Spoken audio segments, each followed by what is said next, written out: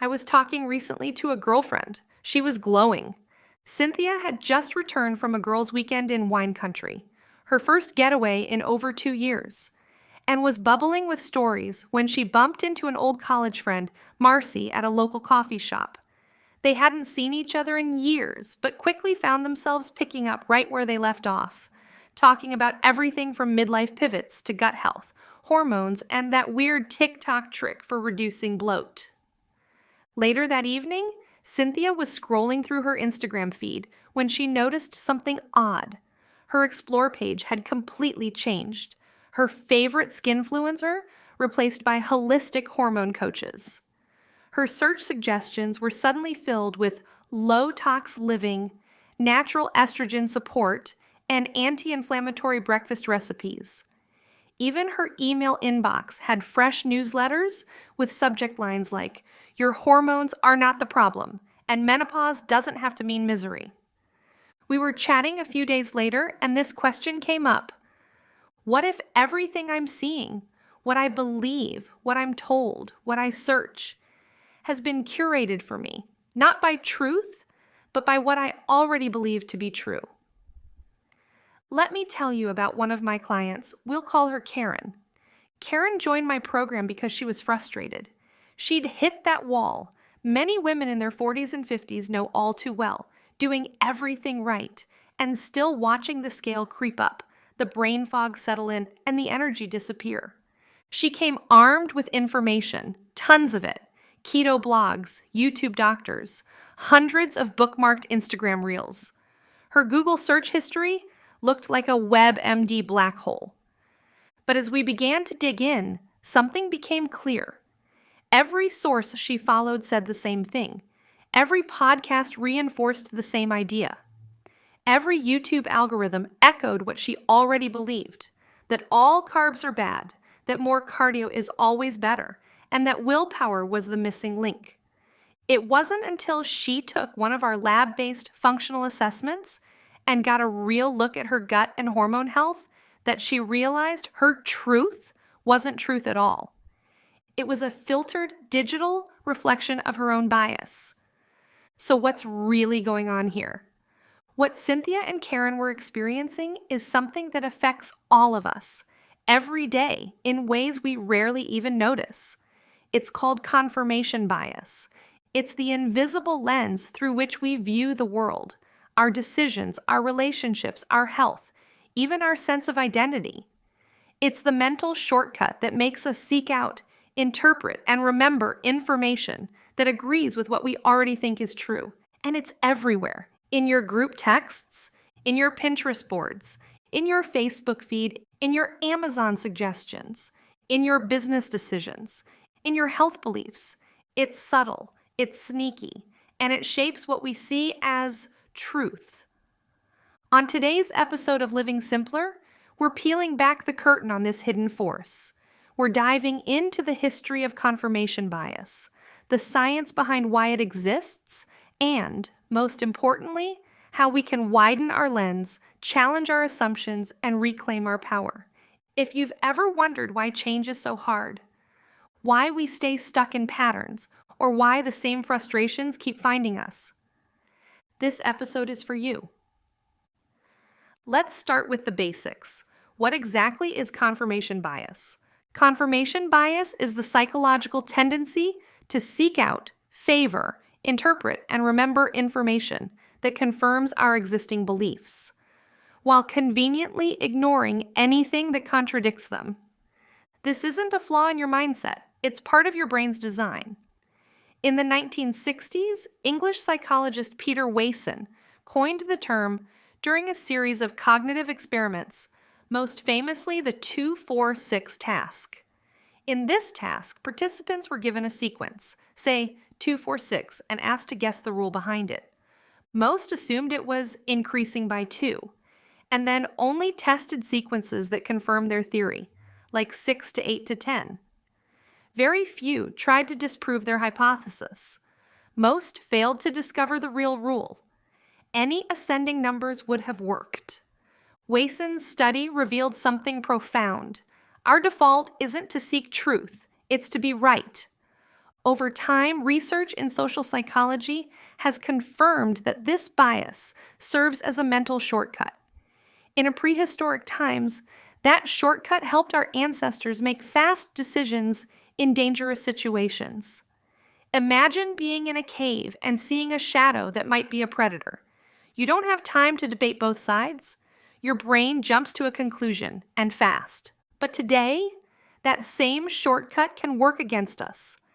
In a world where information is infinite and algorithms know us better than we know ourselves, confirmation bias locks us in echo chambers. We stop asking questions. We stop seeing alternatives. We stop evolving. Just think back to the Cold War. Political leaders on both sides ignored clear evidence that contradicted their strategy because they were so invested in being right. And it wasn't just politics. In the medical field, confirmation bias keeps doctors prescribing outdated treatments for decades, dismissing newer, evidence-based alternatives simply because they don't align with the existing standard of care. Let me ask you this. How many times have you Googled a symptom and only clicked the links that matched what you already suspected? Exactly. This isn't just a quirk, it's a pattern. And unless we learn to see it, it will keep shaping our lives in the background. Let's slow this down and really take a moment to sit with the current science and data. You are not just watching the world unfold, you're watching a version of it that's been custom built for you. One that reflects your habits, your history, and most importantly, your beliefs. Remember that sci-fi Tom Cruise movie Minority Report, where everything scanned the eyes and then customized billboards exactly to the viewer. We're literally seeing that unfold in our digital world today. Pew Research Center tells us that 62% of adults in the US get at least some of their news from social media. Think about that. More than the half of the adult population is consuming critical world information, politics, health, science, finance, through platforms driven not by truth, but by engagement. And engagement is fed by algorithms that study us, that learn what we pause on, what we click, what we avoid. They don't just show us what's true, they show us what's familiar, what we already agree with. That's the key. The more we believe something, the more we're shown that same belief again and again, until it becomes our reality, unquestioned and reinforced.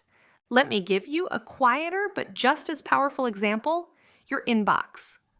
Harvard Business Review looked at over 3 million emails and found that people respond faster and more positively to those who already agree with them. Think about the implications of that. You're more likely to nurture relationships, say yes to opportunities, and open yourself to collaboration when you feel understood. But the shadow side is, you're also more likely to ignore, dismiss, or delay the messages that challenge your beliefs. And this doesn't just shape your inbox, it shapes your growth. One of the most stunning studies came out of McKinsey in 2022.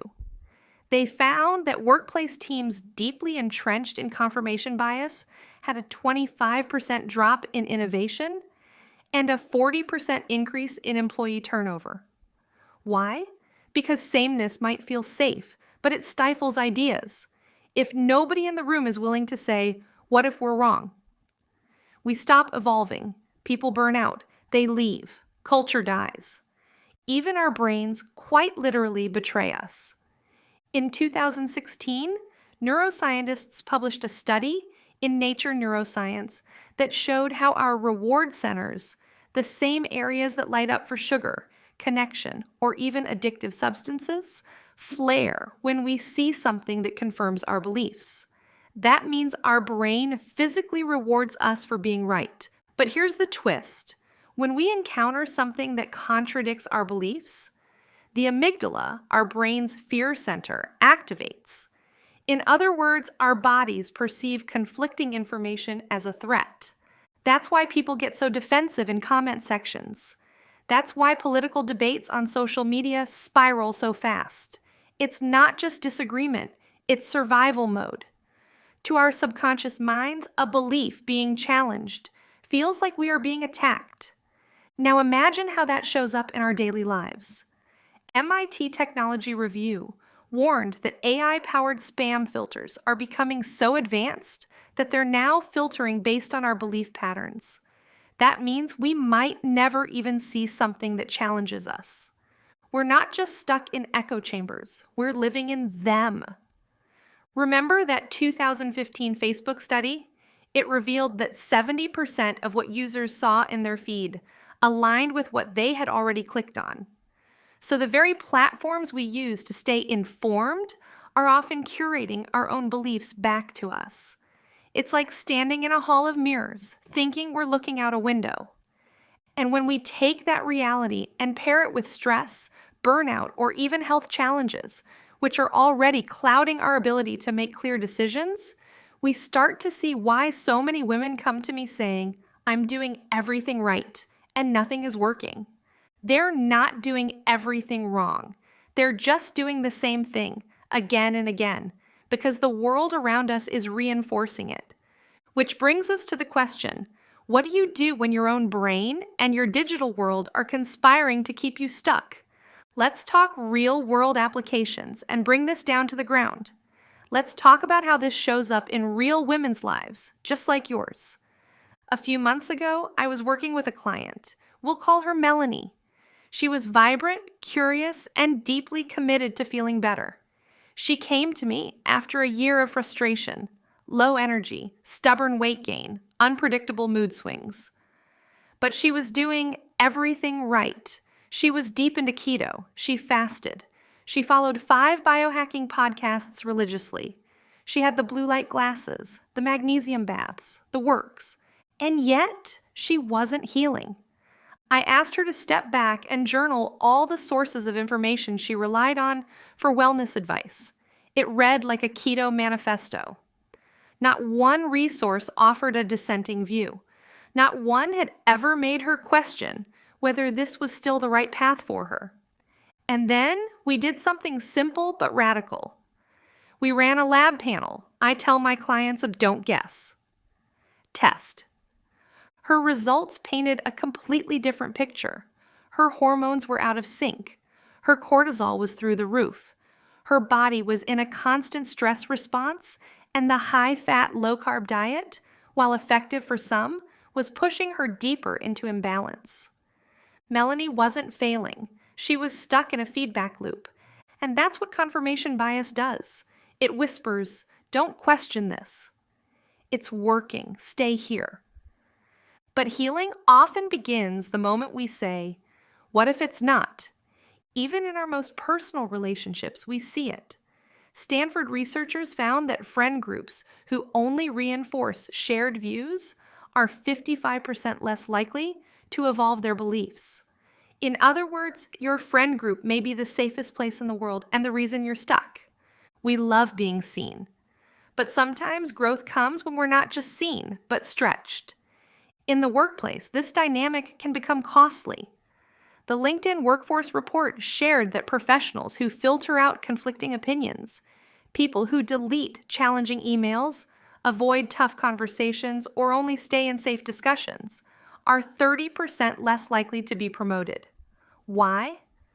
Because leadership requires the ability to hold tension, see both sides, and grow from friction. And one of the most beautiful stories I've seen came from a friend. She was overwhelmed, anxious, and stuck in a comparison spiral. She did something simple, took a 30-day break from social media. When she came back, she only followed voices she didn't agree with, intentionally. She wanted to learn, not be affirmed. Within a few weeks, she reported a calmer nervous system, more creative ideas in her business, and better sleep. Not because she changed the world, but because she changed the input. And finally, let me share one of my favorite practices. A friend and studio owner in Colorado intentionally welcomes contrarian clients into her studio community. She calls them sparks. These are women who ask different questions, who bring in new perspectives, who gently challenge the status quo. She says they keep her team growing. They keep the energy vibrant, and they prevent groupthink from taking over. That's what living simpler really means. It doesn't mean passive. It means intentional. It means choosing truth over comfort. It means letting curiosity lead the way. And it means trusting that who you could become is more powerful than who you've always been. So my question for you is this: where might you be seeing a narrow slice of reality? And are you ready to widen your lens? Let's talk common pitfalls and myths. This is the part of the conversation where things can get uncomfortable. Because once we understand confirmation bias, it's tempting to assume we're somehow above it. That brings us to one of the biggest myths out there. I'm open-minded, so this doesn't affect me. But that's not how it works. In fact, studies show that even people who are trained in logic, debate, or critical thinking still exhibit confirmation bias. Daniel Kahneman, Nobel Prize-winning psychologist and author of Thinking Fast and Slow, showed that even expert-level thinkers unconsciously filter and favor information that affirms what they already believe. Being intelligent or educated doesn't make us immune. It often just makes us better at justifying our own reasoning. There's a certain arrogance that comes with believing we've outsmarted our own brain. But the truth is, confirmation bias doesn't care how smart we are. It runs deeper than logic. It's hardwired into how we filter reality. Another common pitfall is assuming that technology is neutral. It's not. Algorithms aren't designed to inform you. They're designed to keep you engaged. The longer you stay on a platform, the more ads you see, the more data they collect, and the more money they make. And what keeps people engaged? Agreement, familiarity, safety. That's why platforms show you more of what you like, not what challenges you. That's why your Explore page and feed reflect your beliefs and not necessarily the truth. That's why Google search results can vary depending on your history. If you've ever had a friend search for the same thing you did and their results looked totally different, that's not coincidence. That's personalization. Now, another myth says, well, the more information I have, the less biased I'll be. But again, the opposite is often true. In 2008, researchers Keith Stanovich and Richard West found that people often use more data to become more entrenched in their views. Instead of considering alternative explanations, they cherry-pick the information that supports their position. They dig in, they get louder. And the information becomes a weapon, not a tool. This is especially common in wellness spaces. I've seen it time and again. Women come into programs convinced that intermittent fasting, or a specific supplement, or a certain workout style is the only way. They've read every blog and watched every video, but when they hit a plateau, or when their body starts sending signals that something's off, they struggle to adapt. Not because they're lazy or uninformed, but because their entire system of wellness has been built around confirmation, not exploration. This was my own experience as well. I had been following one meal a day for years. I ate less than 1,200 calories a day. I worked out, and I was gaining weight. Today, I eat 2 large meals, each with over 50 grams of protein. I don't track calories, although I'm guessing that I'm eating an average of about 1,800 calories a day or more. And as soon as I made this one single change, I started to see weight fall off. Another quiet pitfall is something we've all done at some point: unsubscribing from, unfollowing, or muting people who make us uncomfortable. Maybe it's someone who posts political views we don't agree with. Maybe it's a friend whose opinions feel frustrating or outdated. And look, I'm not saying you should subject yourself to constant stress or toxicity. There's a difference between boundary setting and bias protection. But we have to ask, are we creating digital monocultures? Are we surrounding ourselves with only voices that mirror our own? Because monoculture doesn't just exist in farming. It exists in thought. In the workplace, there's a dangerous myth that hiring for diversity alone eliminates bias. But diversity without conscious inclusion is just optics. A 2022 McKinsey report made it clear. If companies don't actively create space for different voices to be heard, if they don't reward curiosity, if they don't address bias in meetings and leadership decision-making, then nothing actually changes. People might look different on paper, but the thinking stays the same. Real diversity and inclusion is us actually sitting down with the people who look different than us or think differently than us and hearing their perspective. All of this isn't just theoretical, it has real consequences. Confirmation bias can lead to serious health mistakes, ignoring symptoms, clinging to diets that no longer serve us, avoiding medical opinions that don't align with our preferred narrative. It can lead to financial errors, overconfidence in the stock market, resistance to new business strategies, and it can lead to missed opportunities, personally and professionally, because we're unwilling to risk being wrong. That's the cost of staying in the comfort zone.